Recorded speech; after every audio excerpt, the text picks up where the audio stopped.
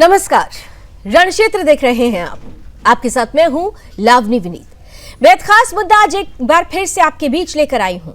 मुद्दा इसलिए महत्वपूर्ण है क्योंकि पूरे देश में एक ही चर्चा हो रही है कि कैसे धीरे धीरे तमाम विपक्षी पार्टियों के अंदर असंतोष आ रहा है और कैसे पार्टियां टूट रही हैं।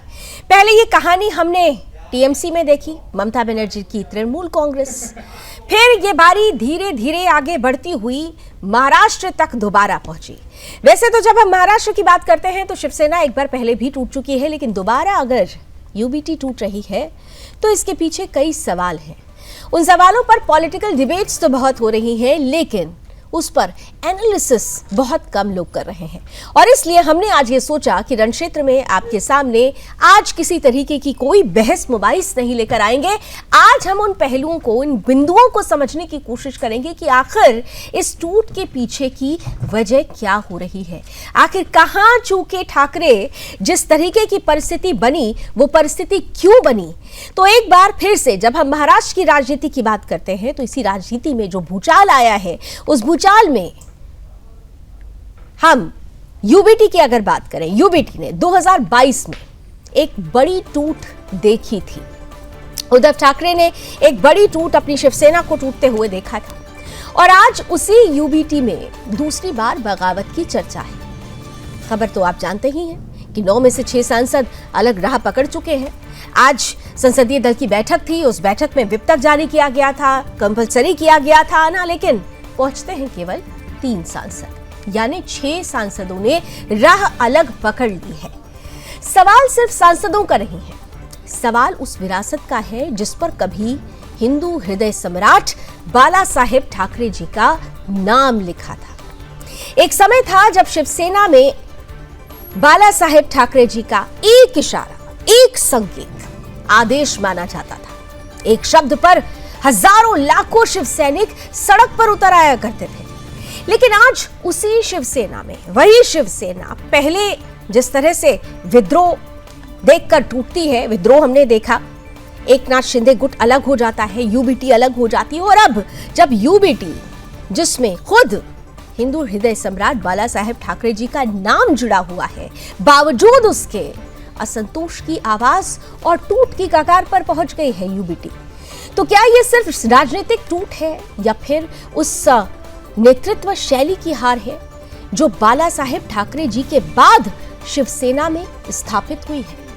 आज रणक्षेत्र में हम किसी व्यक्ति पर नहीं बल्कि उस अंतर की चर्चा करेंगे जिसने शिवसेना की दिशा ही बदल दी है। 10 ऐसे महत्वपूर्ण सवाल हैं जिन सवालों का जवाब आज रणक्षेत्र में ढूंढने का प्रयास किया जाएगा। पहला सवाल यह है कि आखिर बाला साहेब की राजनीति और उद्धव की राजनीति में अंतर क्या था।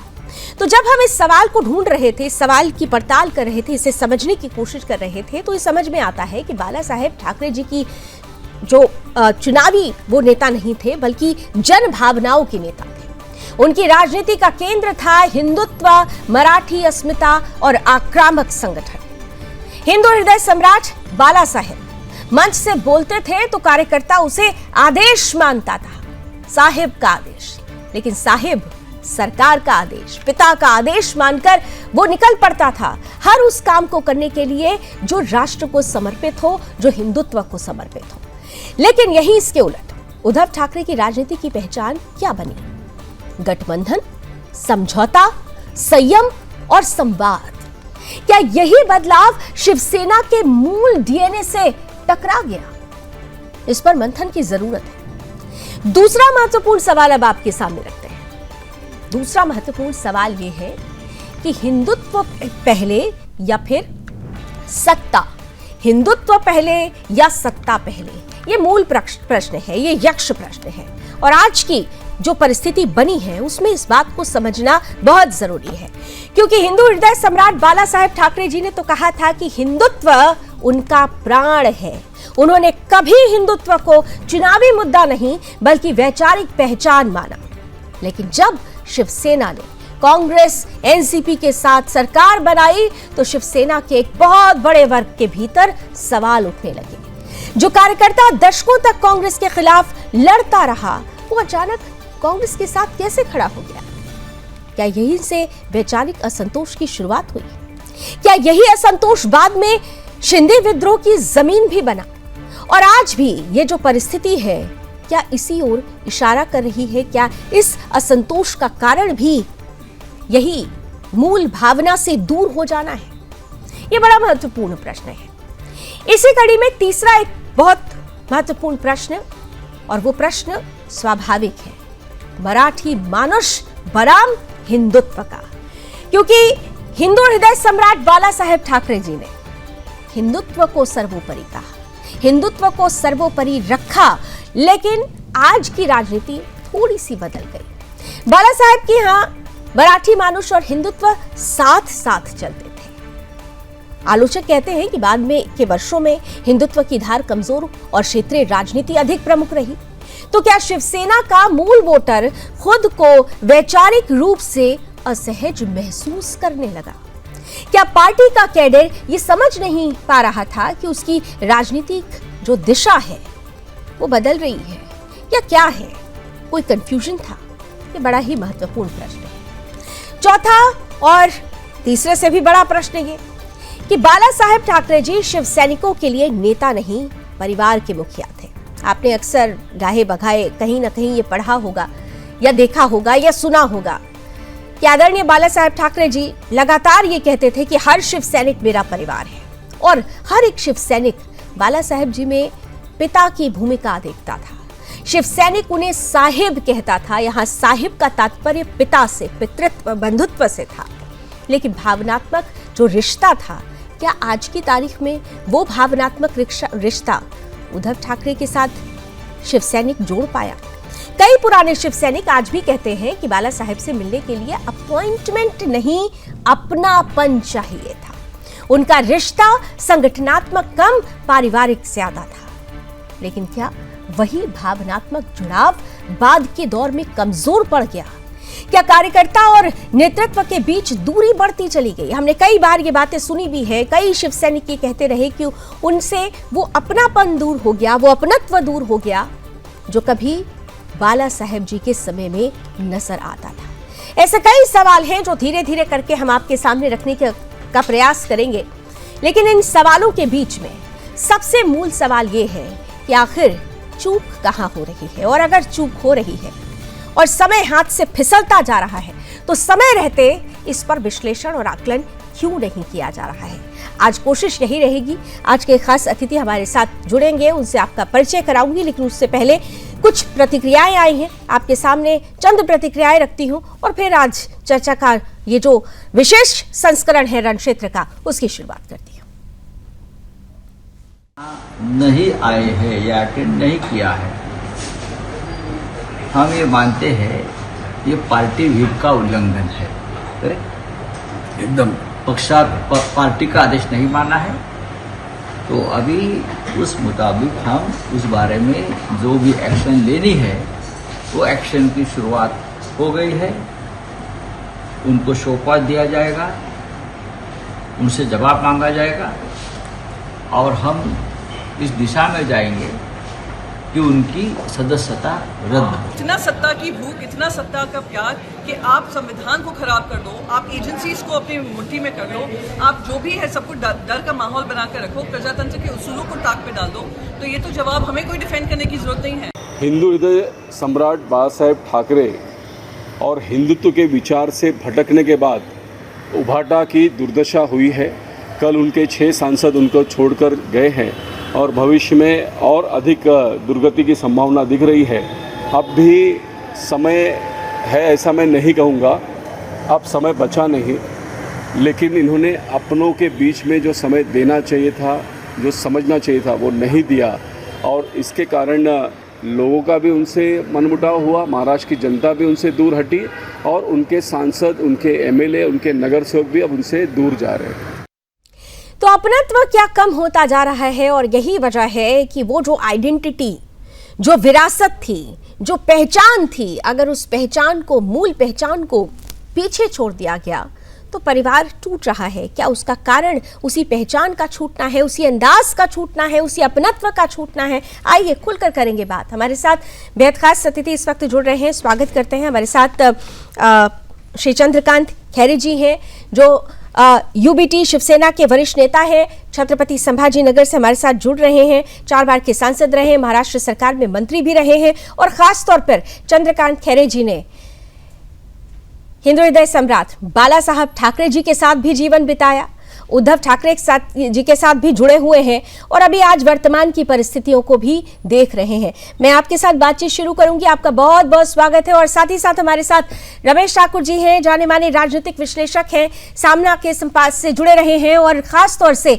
जब ये परिस्थितियां आती है, महाराष्ट्र की ये परिस्थिति, तो निश्चित रूप से राजनीतिक विश्लेषक किस तरह से इस परिस्थिति का विश्लेषण करेंगे, रमेश जी के मुख से भी हम ये जाने समझेंगे। आज किसी भी तरीके की कोई बहस मुबाहिस, कोई पॉलिटिकल डिबेट नहीं, आज एक एनालिसिस होगा, एक विश्लेषण होगा।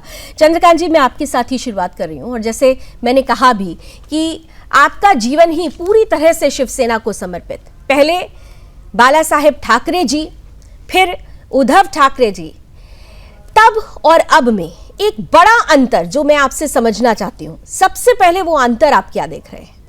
आदित्य ठाकरे जी के साथ में भी मैं हाँ, तीसरी पीढ़ी से, तीसरी पीढ़ी के साथ भी आप हैं। बिल्कुल बिल्कुल बिल्कुल, तीनों पीढ़ी से मैं साथ में हूँ जी। और ये जी। जो कोई आक्षेप लगाते हैं कि उद्धव जी बात नहीं करते, किससे कुछ नहीं करते, ऐसा नहीं है। उद्धव जी सबसे बात करते हैं। मैं कहूँगा कि समझो कभी किसी का कुछ काम है तो हम लोग भी फोन करके बोलते हैं साहब इनका काम है तो कुछ उनको बुला लो, कल सवेरे बात कर लेंगे, इतना तो है। अननेसरी ये जो आजकल चल रहा है ना, मतलब इसका कारण एक ही है, बीजेपी भाजपा को किसी भी हालत में रीजनल पार्टी नहीं रखना चाहिए, नहीं रखते हो, और उनको कैसा खत्म करने का, उनको कैसा समाप्त करने का, उनके कैसे लोग फोड़ने का, अपना सिर्फ एक ही पार्टी होना चाहिए, भारतीय जनता पार्टी पूरे हिंदुस्तान में। वो कैसा चलेगा?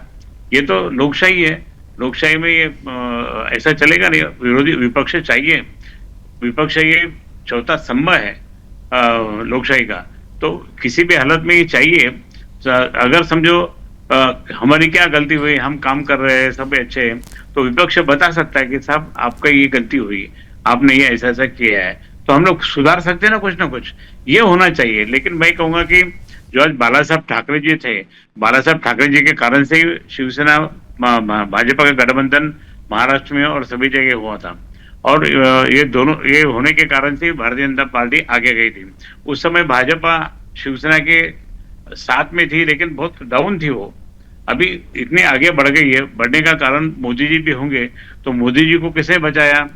गोधरा हत्याकांड के समय में मोदी जी को बचाने वाले सिर्फ माननीय बाला साहब ठाकरे जी थे। जब गोधरा हत्याकांड हुआ तो माननीय प्रधानमंत्री उस समय के अटल जी और आडवाणी जी, इन्होंने दोनों ने ऐसा निर्णय लिया था कि सब उनके पार्टी ने ऐसा निर्णय लिया था कि मोदी जी को राजधर्म का पालन नहीं करते हो, उनको निकालना चाहिए, उनको निकालना है। तो उनको निकालना है तो बाला साहब ने बोला कि नहीं, उनको रखना है। हम एनडीए में है तो एनडीए में ऐसा कर्मठ आदमी, हिंदू आदमी होना चाहिए, ऐसा बोलो, इसलिए वो बच गए। मैं बोलूँ ये बच गए। और मुझे भेजा था अहमदाबाद, जाओ तुम जाके उनको बता दो कि बाला साहब ठाकरे जी का सपोर्ट है। तो मैं गया था उनको अपॉइंटमेंट लेके, उनको बताया कि माननीय बाला साहब ठाकरे जी ने आपको आशीर्वाद दिया है, आपको सपोर्ट किया है, और हम लोग सारे शिवसेना के सांसद हम आपके साथ में रहेंगे लोकसभा में भी, और हमेशा ही रहेंगे। और नहीं बोले मेरे पार्टी के लोग तो मुझे निकालने के लिए तुले पड़े हुए हैं, यही वर्ड था उनका। और ये होने के कारण से लेकिन फिर भी उनको बचाने का काम माननीय बाला साहब ठाकरे ने किया। अटल जी और आडवाणी जी ने बोला, फिर भी नहीं बोले होने दो, इनको रखो। तो ये उसके बाद में वो बढ़ते गए, बस सुनिए ना, बढ़ते गए पीएम बन गए। लेकिन उनको ये लगा कि बाद में उनके इसमें थोड़ा सा कुछ अलग उनका व्यू बदल गया। बोले शिवसेना को खत्म करना चाहिए बाला साहब ठाकरे जी के जाने के बाद। चंद्रकांत जी, मैं एक चीज आपसे पूछना चाहती हूँ, मैं एक चीज आपसे समझना चाहती हूँ। आपने ये जो पूरा प्रकरण बताया, इस प्रकरण में देखिए व्यक्तित्व यहाँ पर सबसे ज्यादा मायने रखता है। चंद्रकांत जी, व्यक्तित्व सबसे ज्यादा मायने रखता है, और यहाँ पर बाला साहेब ठाकरे जी के व्यक्तित्व की बात हो रही है। और आपने कहा ना कि अब टूट क्यों हुई, आप इसका कारण बता रहे हैं। अगर परिवार का मुखिया मजबूत रहे तो परिवार कभी नहीं टूटेगा, कोई तीसरा कभी भी वो दरार पैदा नहीं कर सकता। क्या आपको लगता है, जो सवाल उठ रहे हैं, देखिए ये पॉलिटिकल डिबेट नहीं है, हम यहाँ पर समझने की कोशिश कर रहे हैं, क्या परिवार का मुखिया, वर्तमान में परिवार के मुखिया उस तरीके से अपने परिवार से नहीं जुड़ पाए जिस तरीके से साहिब जुड़ा करते थे? वो पितृत्व की भावना, वो बंधुत्व की भावना, क्या वो मिसिंग हो गई शिव सैनिकों के बीच में? कई बार हुई, कई बार। मैं एक बात बताऊंगा आपको मैडम जी जी। कई बार मीटिंग हुई, कई बार मीटिंग होती रही थी, कई बार उनके रैली होती गई, कई लोगों को मिलते गए। और जब भी तो आपको पता था ना कि जब शिवसेना बीजेपी का गठबंधन टूट गया था तो हमारे 63 सीट्स आई थी शिवसेना की। तो ये 63 सीट आने के कारण से लोग तो उतने ही साथ में थे, उसके बाद में भी साथ में थे। ऐसा पार्टी तो खत्म नहीं हुई, पार्टी को तो जिंदा रखा उद्धव ठाकरे साहब ने। तो उनको अननेसरी उनको मतलब बोल बोल के उनका मन खराब करने का, मत खराब करने का लोगों के सामने, ये तो मैं भी मानने वाला नहीं है। इसके लिए मैं ये कहूंगा कि माननीय उद्धव जी ठाकरे जो इतना पर्सनली काम करते हैं और पर्सनली काम करने के बाद में भी वो एक युति धर्म उन्होंने रखा था, लेकिन आज युति धर्म मतलब भारतीय जनता पार्टी हमें मानती ही नहीं है। आज जो भी मुंबई में जो हुआ था, मैं आपको बताता हूँ, मुंबई में जो हम लोग के सारे नेताओं के साथ में मीटिंग हुई थी, माननीय इनके साथ में गृह मंत्री जी के साथ में हुई थी। अमित शाह आए थे मुंबई मातोश्री में, और हम लोग को बोला कि 2.5 साल तक अपन करेंगे, 2.5 साल आपके मुख्यमंत्री, 2.5 साल हमारे मुख्यमंत्री। जब इतना होने के बाद में भी इतना होने के बाद में भी बाद में बोले कि नहीं 5 साल हम नहीं करेंगे, तो ठाकरे कैसे मानेंगे? ठाकरे तो मेन है ना। और इसके लिए तो मैं कहूंगा कि हमारी कोई गलती नहीं है, हमारे उद्धव साहब की गलती बिल्कुल नहीं है।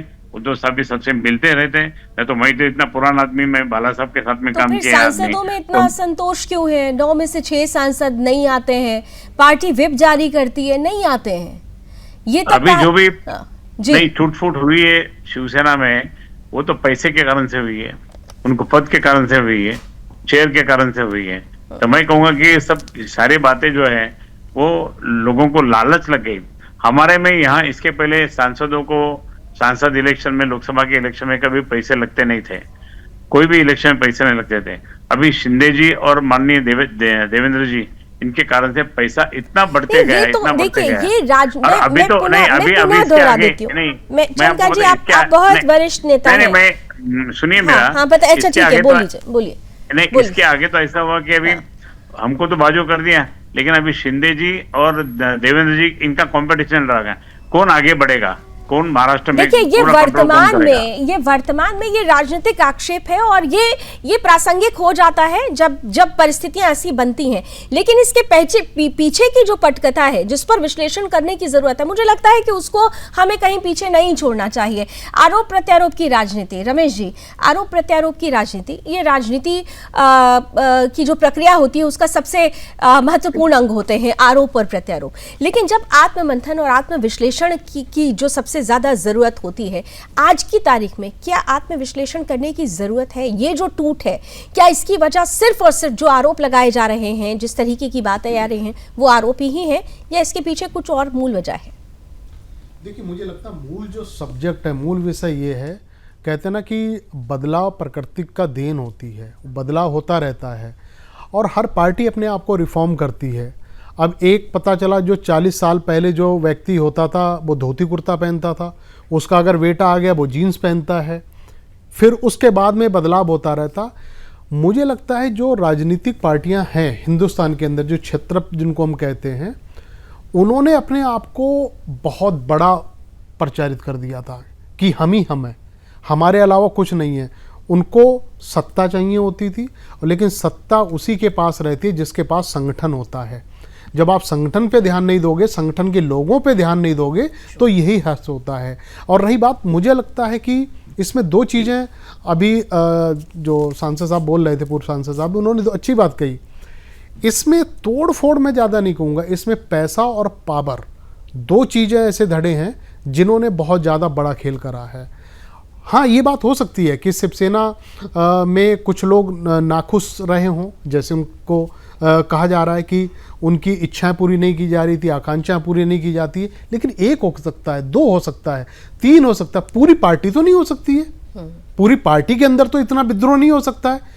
जब पूरी पार्टी में डिवीजन हो जाता है तब ये लगता है कि जो मुखिया है वो जिस तरीके से घर को चलाने की कोशिश कर रहा था उसमें खामियां थी, उसमें कुछ कमियां थी, तो उस कमियों का हाई नतीजा ये है। और यही टीएमसी में हमने देखा, ये दूसरी पार्टियों में हमने देखा।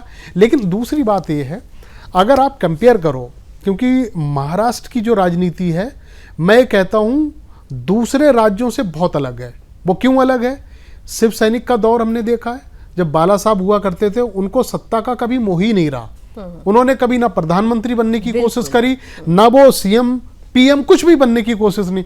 उन्होंने कहा कि ये जो शिव सैनिक हैं ये कार्यकर्ता नहीं है, ये मेरा परिवार है।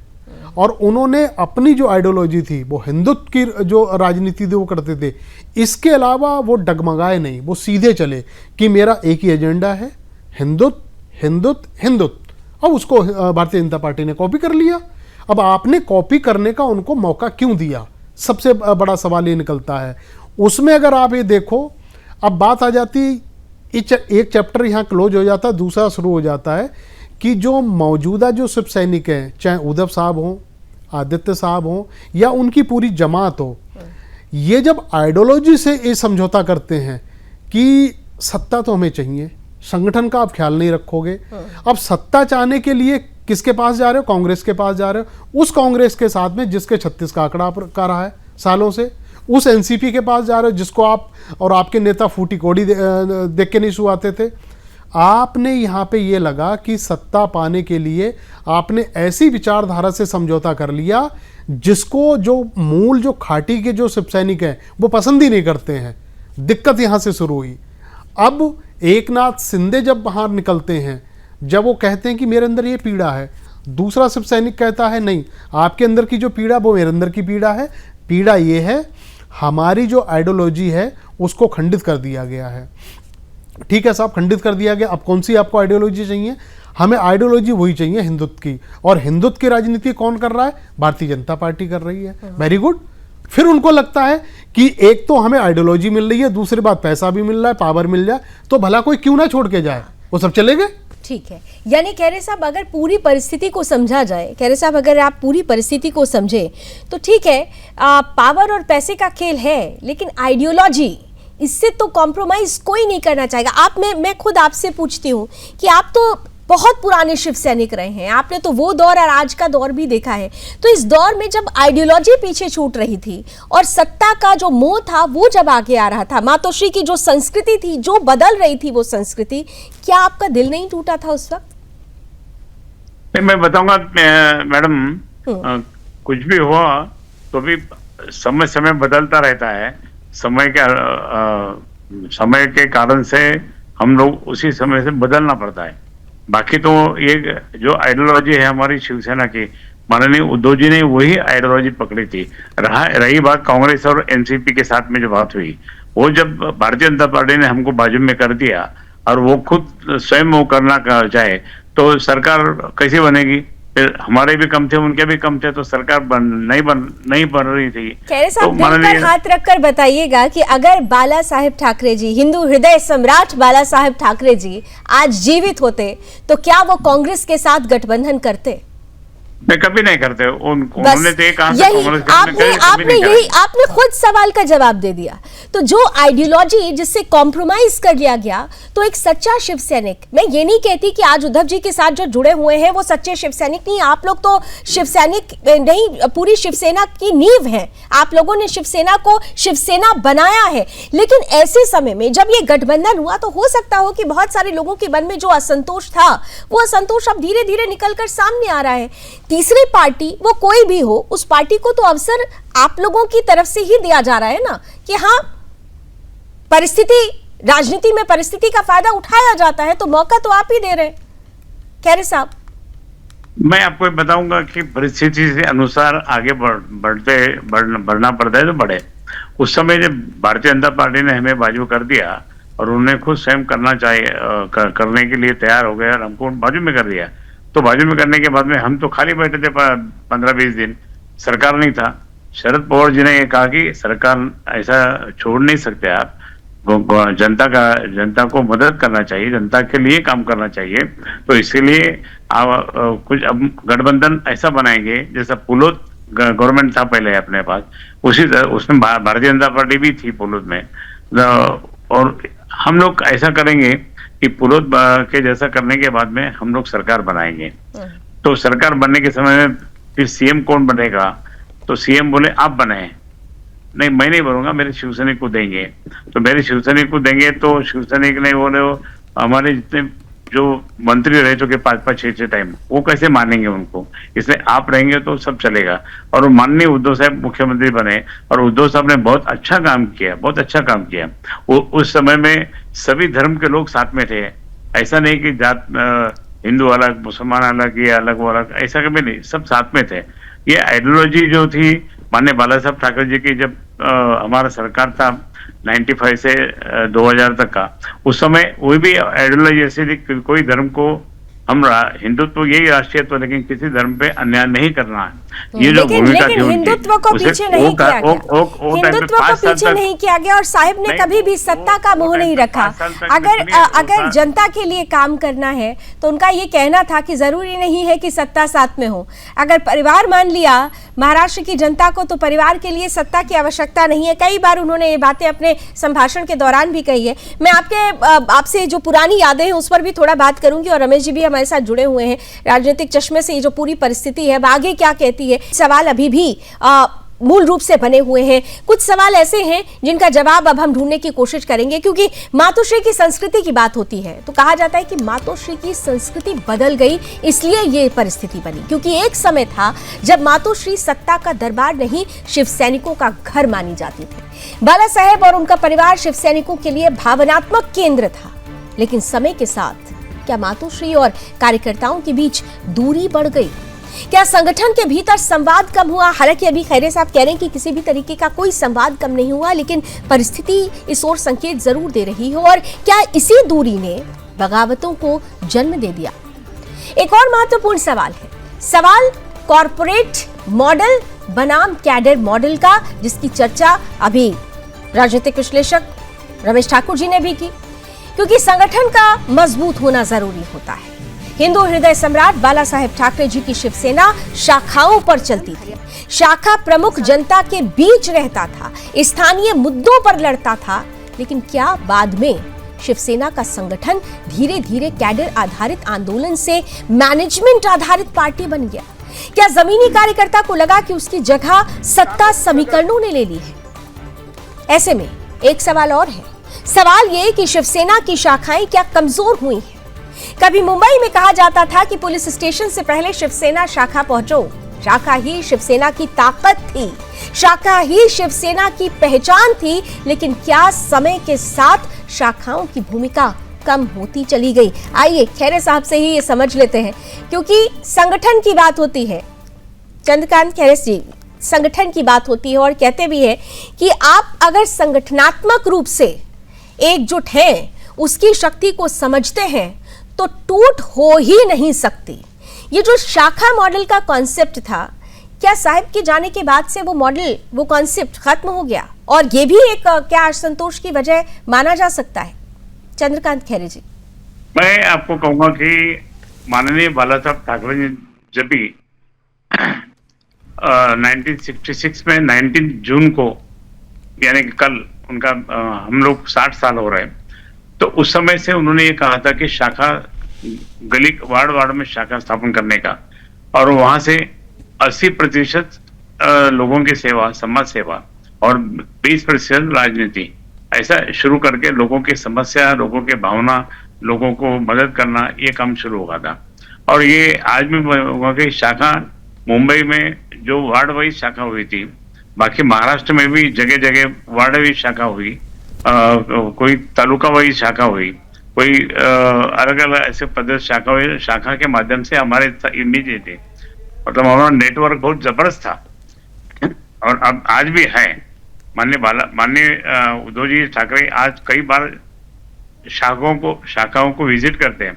आदित्य ठाकरे जी भी शाखाओं को विजिट करते हैं। हम लोग तो कई बार शाखा में बैठते हैं, वो कारण से शाखाओं का महत्व भी बढ़ा है, और शाखा शाखा में कभी भी जनता उनके पास आती है। एक सेंट्रलाइज ऑफिस होगा तो वहीं जाने का, ऐसा नहीं, अपने वार्ड वार्ड में से होने के बाद में ये संगठन मजबूत हुआ, और वो संगठन मजबूत होने के कारण से ही आज मैं कहूंगा आपको कि शिवसेना जो माननीय बाला साहब ठाकरे जी का आइडियोलॉजी थी, वही आइडियोलॉजी माननीय उद्धव जी ठाकरे जी चला रहे और माननीय आदित्य जी ठाकरे जी चला रहे। हम लोग उनको साथ दे रहे हैं, ये बताऊंगा।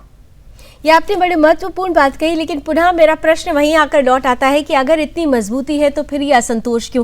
तो क्या ये माना जाए, क्योंकि जब हम बाला साहब ठाकरे जी का नाम लेते हैं, जब हम साहब की बात करते हैं तो वो आक्रामकता नजर आती है, लेकिन उद्धव ठाकरे जी की जो पर्सनालिटी है वो थोड़ा सा सज्जन है, वो मृदुभाषी हैं, वो क्रिएटिव रही है, क्रिएटिव जो नेचर होता है, फोटोग्राफी उनका पैशन रहा है। तो क्या आपको लगता है कि क्या ये जो आइडेंटिटी डिफरेंस था उसका भी एक असर पड़ा है? आज जो लोग थोड़ा सा जो छिटक रहे हैं या टूट रहे हैं, उनको वो भाव, वो प्रभाव नजर नहीं आया जो साहब में नजर आता था? ये जो मृदुभाषी और आक्रामकता के बीच की जो परिपाटी होती है, क्या वो परिपाटी उद्धव ठाकरे जी पूर्ण नहीं कर पाए? मैं बताऊंगा मैडम, ऐसा है, हर बार भूमिका सभी पार्टियों की बदलती जा रही है।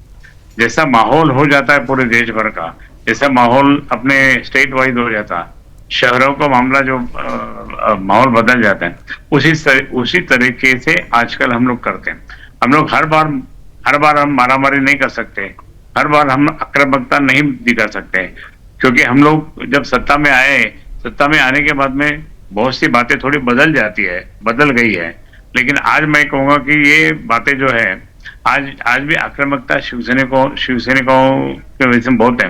जो अभी कुछ 6 लोग सांसद ने वो चले गए शिवसेना छोड़ के शिंदे घाटी पे, मतलब उन्होंने, हमारे भाषा में हम लोग बोलेंगे गद्दारी की उन्होंने।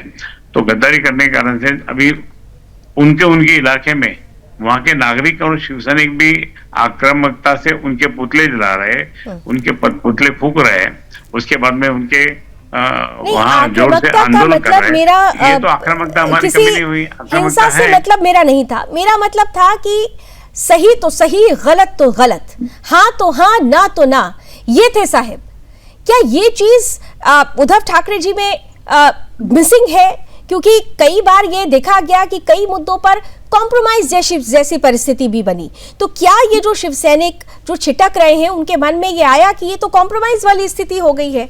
वो साहब में ये चीज नहीं देखते थे? नहीं, मैडम ऐसा नहीं है। कॉम्प्रोमाइज बातें उद्धव जी भी कभी नहीं करते, वो समझ लेते हैं, लेकिन समझने के बाद में वो ये बोलते कि नहीं, उनकी बातें ही वो फोर्सफुली वो उनको लोगों को बताते। क्योंकि बाला साहब ठाकरे जी भी यही कहते थे, जो उन्होंने बोला वो वापस लेते नहीं थे।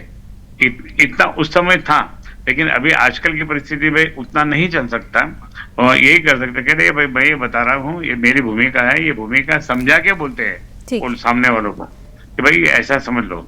फिर भी अगर सब नहीं माने तो बोलते ठीक है, मैं ये बता रहा हूँ, आपको ये करना पड़ेगा, आपको समझना पड़ेगा, ऐसा बोलते थे। इसमें कोई मतलब ये नहीं है, थोड़ा थोड़ा हो सकता है मृदुभाषी होने के कारण से उनको ऐसा लगता है कि भाई ठीक है, अपने को हर टाइम लड़के मारामारी करके, लेकिन एक रमेश जी, एक व्यक्तित्व होता है और एक छवि होती है।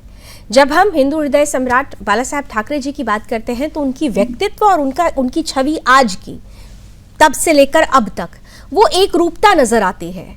आक्रामकता का मतलब सिर्फ हिंसा नहीं होता है, आक्रामकता का मतलब होता है अपनी बातों पर डटे रहना, अपने आदर्शों से किसी भी तरीके का कोई समझौता नहीं करना। क्या आपको लगता है कि ये जो चीज़ है, ये जो मूल है, वो मिसिंग रहा है वर्तमान में यूबीटी में? उसका असर, उसका प्रभाव ही हम माने इसे?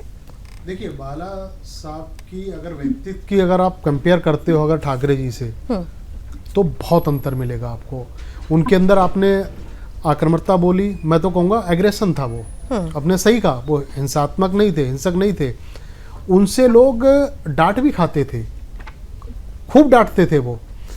अगर आप फिर जब छोटे ठाकरे साहब से अगर बात करो ना, उनकी मधुर भाषा और उनकी मिठास लोग खिंचते चले जाते हैं उनके तरफ। और रही बात आप कितने भी उसमें तोड़ लो, चाहे सांसद कोई निकल जाए, चाहे विधायक कोई निकल जाए, शिव सैनिकों की और शिवसेना की जो लोकप्रियता और जो सहानुभूति है, ये आप जब मुंबई कभी जाओगे, किसी चाय के खोखे पे जब बैठोगे या किसी भी बंदे से जब पूछोगे ना, तो वो सही बताएगा कि उद्धव ठाकरे के प्रति लोगों का कितना प्यार आज भी बरकरार है। ठीक है, वो अलग बात है। आप पिछले चुनाव की अगर कंपेयर करो, भाई भारतीय जनता पार्टी को सीटें बेशक ज़्यादा मिली, दूसरों को ज़्यादा मिली, इनके जो वोट प्रतिशत की अगर बात करो तो उसमें ज़्यादा अंतर नहीं दिखाई देगा। लेकिन अगर प्यार अगर आप झोली में लेकर अगर बटोरोगे तो मुझे लग रहा है जितनी पार्टियां जीती उससे सबसे ज़्यादा आपको इनको दिखाई देगा। लेकिन कहाँ कमियां हैं, कहाँ गलतियां हैं, वो तो रिजल्ट अब सबके सामने है। देखो, अगर थोड़े दौर की अगर बात करो, देखो राजनीति में बदलाव हमेशा रहता है।